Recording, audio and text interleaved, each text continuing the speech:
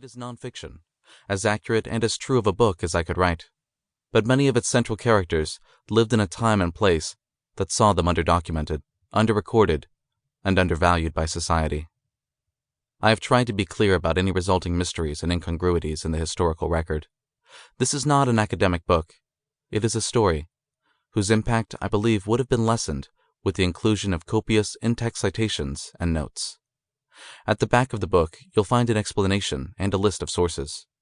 Before you read, I would also like to offer a preemptive thanks to the people who sat with me for interviews, to the librarians who guided me, and to the journalists, historians, storytellers, and artists whose research and work made mine possible. Preface. On May 8, 1959, Abrana Arichiga stood in the entryway of her home as Los Angeles County Sheriff's deputies broke down her door. This was the end. She watched as strange, silent men loaded her furniture onto waiting trucks. She wailed as deputies carried her adult daughter by the wrists and ankles down the front stairs. Outside, she bent and picked up a rock, feeling the weight of it in her hand. Finally, she sat, helpless, as a bulldozer plowed into her living room.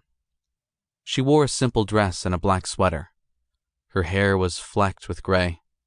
Members of the local press crowded around her, capturing everything, squeezing the moment for all it was worth so that the images of her anguish could run on front pages and lead the evening news and live on for decades in libraries and archives. The reporters nearly swallowed her up in the madness. They climbed up onto parked cars and lampposts to get the best possible angles. Afterward, as night fell, Abrana was surrounded by the people she loved, her husband, Manuel, her children and grandchildren. There were cousins and family friends from the Palo Verde neighborhood. They came up over the hill by the carload, the same way the sheriff's deputies had come earlier that afternoon, single file. These people who were her neighbors once, these people with whom she had built a life.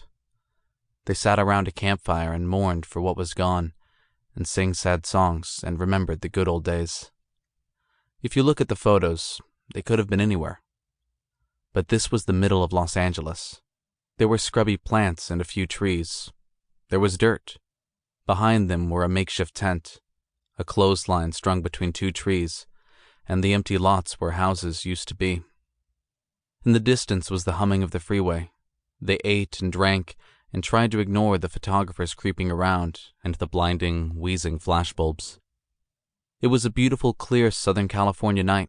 The high-end downtown that day was 76 degrees, and the low was 58. The heavy summer winds were still gathering themselves over the ocean. Across the city, the jacarandas were beginning to bloom, purple flowers sprouting on unassuming branches.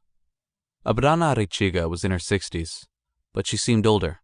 She was thin and wiry, and her face had a severe aspect. She was not known to be a sentimental person, but she must have been tired. Or if she wasn't tired, she was seething. Or if she wasn't seething, she was mourning. She had lived a life underlined by tragedy. She had lost a husband and a child before she turned 40. She had lived hand to mouth for many years and built a home for herself far away from the place she was born. Right before she died, she would tell a reporter that this eviction was the lowest point in her life, the greatest injustice that she ever faced. I can picture her looking out into the darkness, beyond the campfire at the empty space where her home had been. Picture her looking for the shape of it, the familiar silhouette of the big wood frame house against the dark sky. The house had grown over the years, room by room, as her family grew. It had taken on a life of its own in the hills overlooking the city. There had been goats and chickens out back, and Venetian blinds on the windows. Abrana had insisted on Venetian blinds. Or maybe she wasn't thinking any of that. Maybe she kept herself busy playing host, feeding her grandchildren, fending off reporters and visiting politicians. Maybe she was already worrying about what might come next. Abrana and Manuel Arichiga came to this place, Palo Verde, in 1922. They bought an empty parcel of land on Malvina Avenue and pitched a tent. They built their home 1 2x4, one shingle, one nail at a time. With other families, mostly like theirs, mostly immigrants from Mexico, they built a community out of nothing right in the middle of Los Angeles.